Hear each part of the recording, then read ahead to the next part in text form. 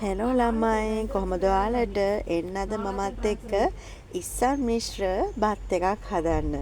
ඔන්න මම මුලින්ම මගේ ඉස්සෝ ටික ඉක්මනට බැද ගන්නවා.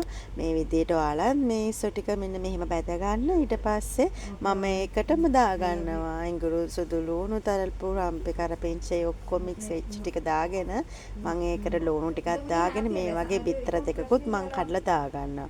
ඔයාලගේ ප්‍රමාණය බලලා ඔයාලා මේ දේවල් වෙනස් කරගන්න. ඒ විදියට කලින් හොයාගත්ත බත් ටිකක් තිබුණා. ඉතින් මම ඒ බත් ටික ඒකටම දාගෙන ඊට පස්සේ ඒකට ලුණු ප්‍රමාණය බලලා මම ලුණු ටික දාගෙන මෙන්න මේ විදියට හොඳට මික්ස් කරගන්නවා.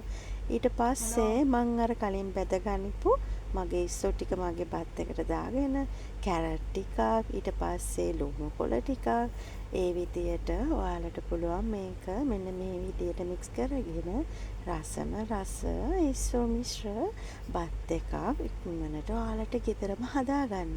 ඉතින් මගේ මෙන්න මේ වීඩියෝ එකට ඔයාලට කැමති. ඉතින් ඔයා කැමති නම් ලයික් එකක් දාලා මගේ channel එක subscribe කරගෙනම යන්න. ඉතින් මෙන්න මේ විදිහේ රසම රස තවත් අලුත් රෙසිපි එකකින් හම්බෙමු.